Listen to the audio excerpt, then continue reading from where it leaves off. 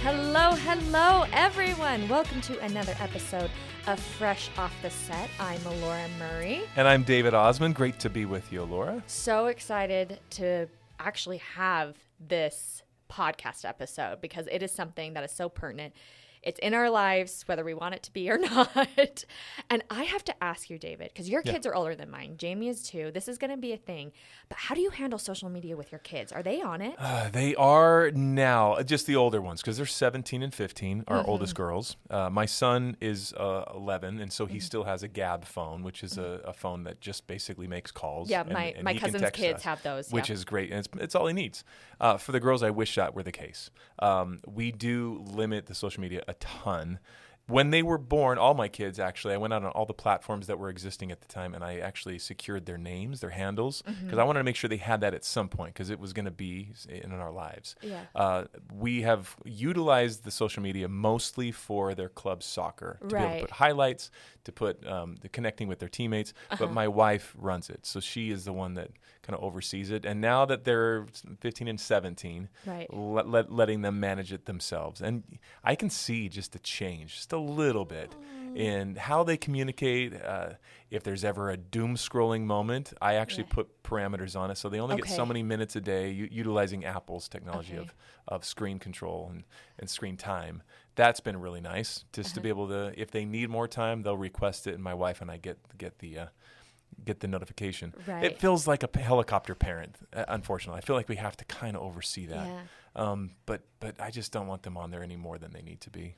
Well, they literally have the world at their fingertips, in the palm of their hand. Everything that is going on in the world is just sitting there in their hand. Yeah. And it to me, it can be, it's a comparison tool that kids are using. Yeah. So I think about, my son is 2, and I'm like, what is social media going to be like when he's a teenager? There's horror stories out there, and you talk to the experts, and they'll all tell you like that you don't need it. Save that innocence as long as possible. There's certain sites, I think, or platforms maybe are a little bit harsher or worse for kids.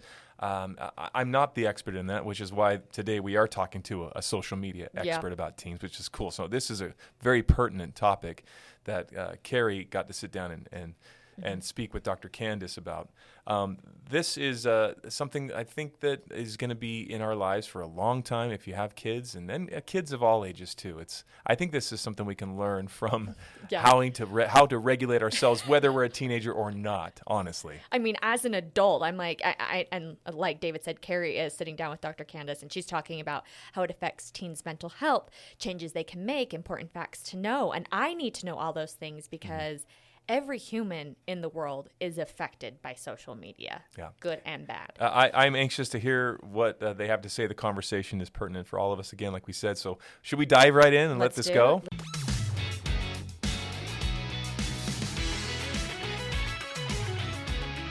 I'm so excited to be able to chat with Dr. Candace Feinberg. Thank you for sitting down with me. It's my pleasure. So Candace, let's start with this. What do you want parents to understand most about where we are right now with kids and social media? It's tricky. Yeah, I think what I want them to understand most is that the adolescent brain is still developing, what that means is that the part of the brain that like governs impulse control and self-regulation, decision-making, are all being formed at this time. And social media platforms are engineered to sort of exploit this developmental window when they think about what they're allowing their kids to do on social media. Sure. And when did you personally start noticing that social media wasn't just screen time, but something that was actively shaping like our teens' mental health? Yeah, it's interesting because I've been doing this since before the iPhone came out, which was the first sort of disruptor. And that was in, I think, 2010. In 2016 or 17, it was kind of when the shift became kind of unmistakable. And we started seeing a change in how adolescent anxiety presented. And it wasn't just general school-based worries. It was deeply tied to social comparison. I also started seeing like disruptions in sleep, directed to late night phone use. And what I describe as like identity fragility, where the teen's sense of self was like contingent on external validation. And you work with families every single day. What other common struggles are you seeing that parents are bringing to you right now? I mean, the big shift over the last few years was this school refusal, which we never saw. When it first, it didn't even have a name when the kids were coming in. I'm like, what do you mean they're refusing to go to school? That was a really big one. Regards to social media, it's like there's a lot of conflict in the home. I've had many parents send me videos of them trying to take their kid's phone away, and they just completely dysregulate. I'm sure a lot of parents out there feel like, well, my kid's just on their phone like everyone else. So how do you help them recognize when it's actually becoming a problem?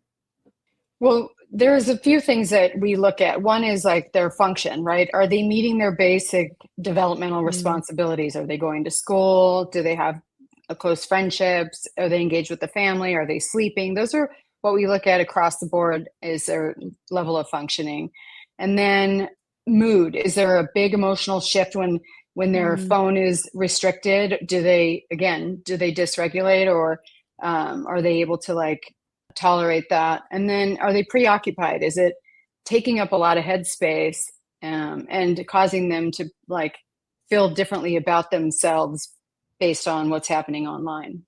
Sure. If you see kids struggling in school as well with grades, could that potentially have a lot to do with, spending too much time on social media and, we're seeing grades slip?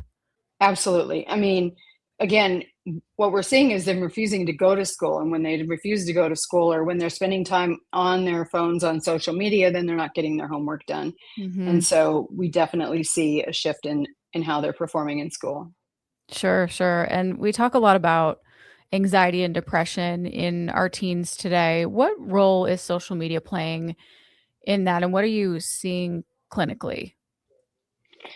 Well, I wouldn't say that social media is the root cause, but it's a very powerful amplifier for anxiety and depression. And I think the parents also need to think of this in terms of themselves, like how this different level of connection is affecting your own anxiety.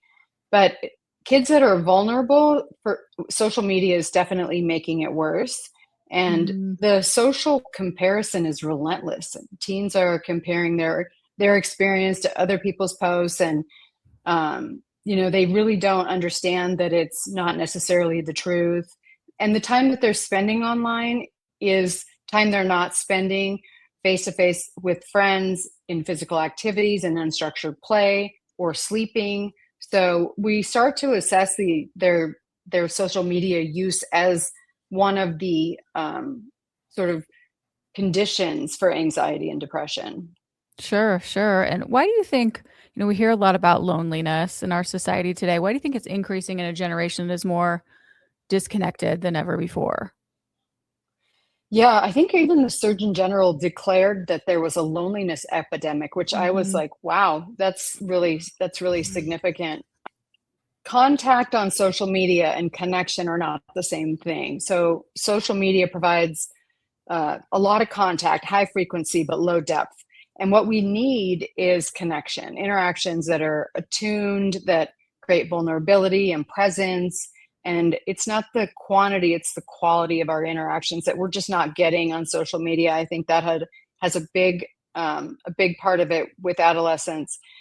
And you're not spending that time again with your friends. And so we have these kids that are, they're digital natives, right? And we are immigrants. They've spent their whole life, they're technologically very fluent and with the social platforms, but it creates significant deficits in the interpersonal skills. Absolutely. And can you walk us through what happens emotionally for a teen when they're constantly comparing themselves online? Yeah, I mean, social comparison is like developmentally normal in adolescents. They're forming their identity, but if they're doing social comparisons online, then they're comparing themselves to something that's unrealistic, right? They're peers that are presenting more favorable versions of themselves, or influencers that are professionally, produce videos, and they believe what they see to be true, right? There's no sign that this was like curated, and now with AI, there's no trusting that anything's real. What are some of the early warning signs that a child's relationship with social media is starting to impact their mental health, their sleep, or self-esteem? Well, I mean, first of all, it's sleep disruption, right? So difficulty going to sleep, getting up and checking the phone in the middle of the night. That's like the most immediate and measurable casualty of problematic phone use. And then mood volatility, and not, all teenagers are a little mood volatile, but if it correlates with their activity, or if they're destabilized by something that happens online or comparisons, that's something to really pay attention to. And then body image concerns, right? That seem to be tracking with their media consumption, increasing like critical or distorted views of themselves. And then emotional avoidance is a big one.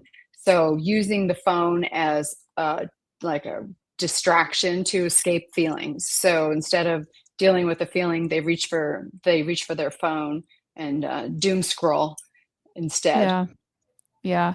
Now we talk a lot about social media and how it affects teens and children. What if there are teens that have just a cell phone, no social media? They call, they can text. There's maybe some games on there. Are you seeing the same effects with that, or is it mainly social media? I'll be honest, I don't see a lot of parents restricting what their kids are doing. Most kids are on social media. There may be a situation where one of the platforms had caused a problem and they've eliminated that platform, but they're generally allowing their kids, almost exclusively all parents are allowing their kids, and it's really hard to take it away once Mhm. they've got, once they have access. Okay, so it's the social media platforms like TikTok, Instagram, Snapchat. How are they uniquely shaping how kids are seeing themselves and each other, would you say? I mean, they each have their own unique algorithm that is extraordinarily effective at identity capture, right? It learns a user's vulnerabilities and preference really fast. TikTok's the best at it, probably. And so they're using that platform to like narrow you to think the way you do. For teens in the process of identity formation, this is very distorting. Instagram is like a really good vehicle for like a visual emphasis and social comparison.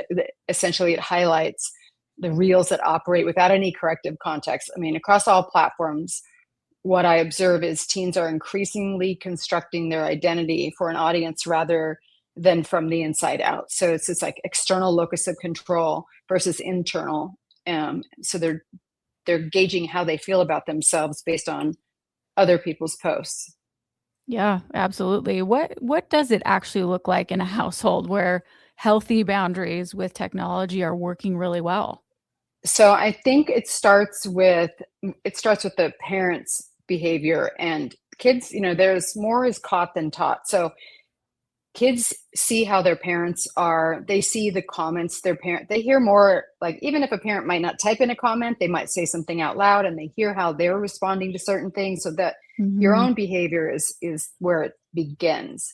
And then you have to be transparent about why there's limits, really educate them on what those platforms are designed for, and then set some rules. Like, so what that looks like is like phones out of the bedroom at night as a non-negotiable, and device-free shared meals where there is normal active conversation. Designate like off-screen time where the whole family is present, not as punishment but as a value. And again, it's critical that parents model what they're asking of their kids. No, that makes sense. Yep, be a good example. And a lot of parents, we try so hard and then we feel guilty or overwhelmed about trying to manage phone time. What do you tell them when they're feeling like it's, oh, well, it's too late? Right. Well, it's never too late, right? So again, if we go back to the adolescent brain, and that it's in a state of formation, right? We have neuroplasticity like through our mid 20s. So there is the capacity for change, and new habit formation is 100% possible.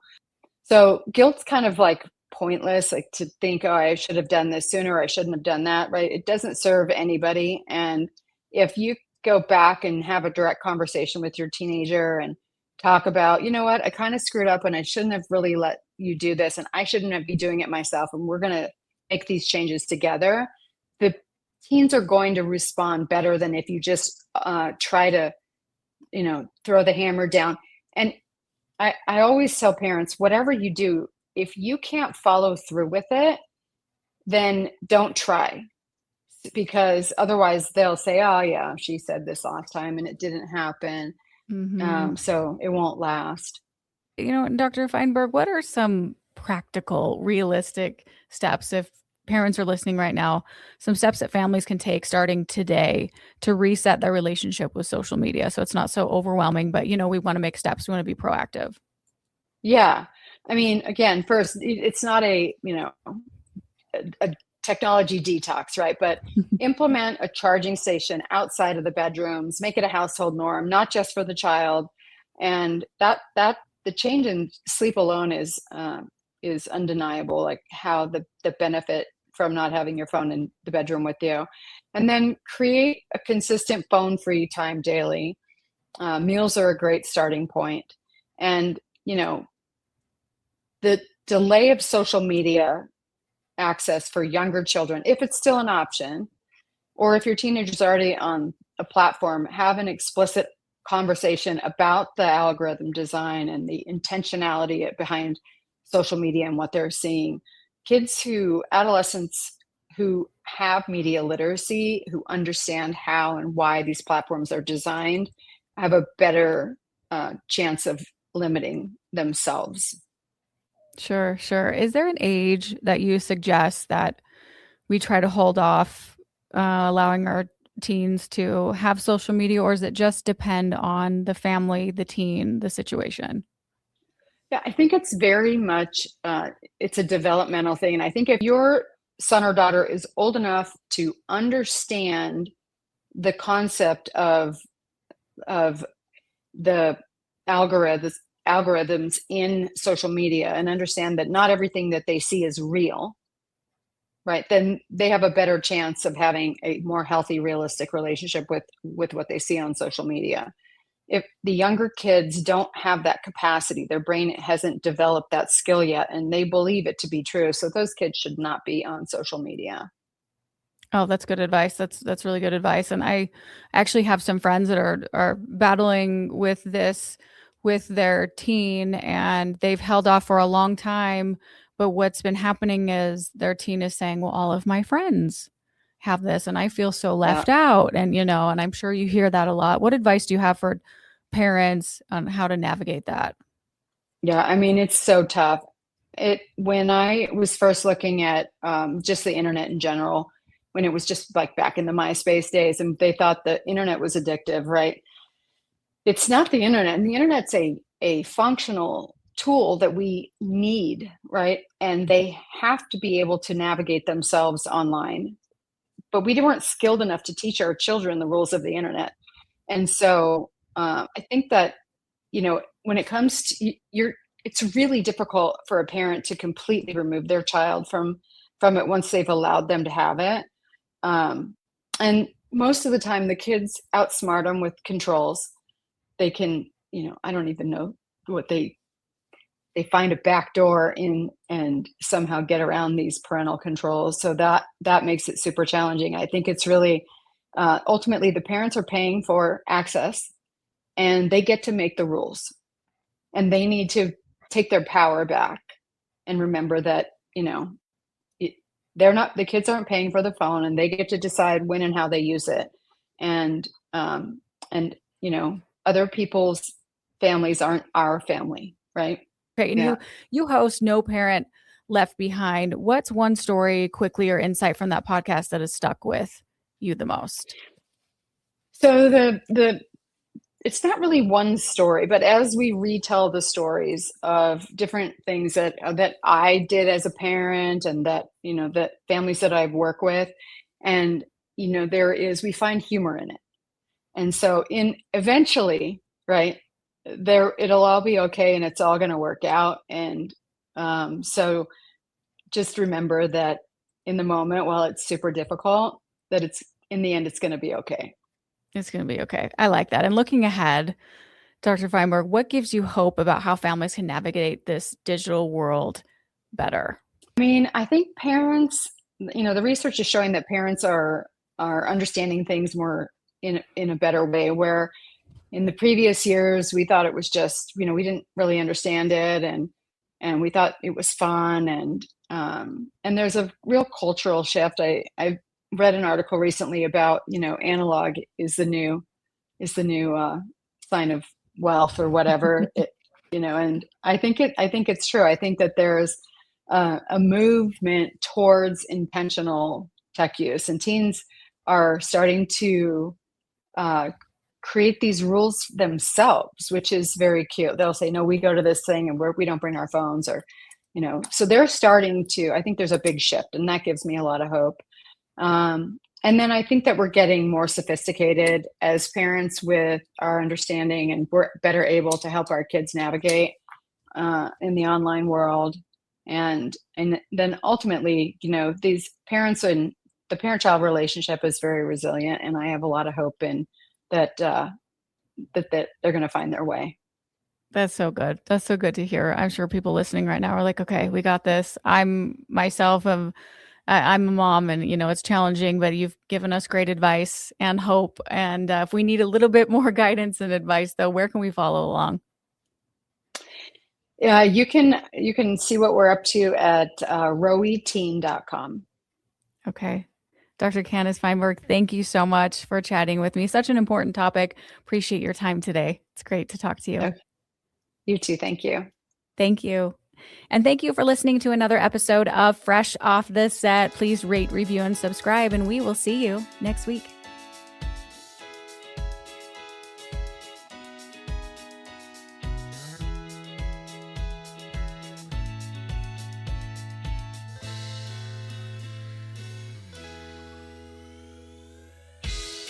Congrats, you made it to the end. If you want to continue to freshen up your day, you can watch us on Fresh Living every weekday on CBS Channel 2 in Utah at 1 o'clock. You can also watch us on our YouTube channel, KUTV Fresh Living, and follow us on social media. We will see you next week.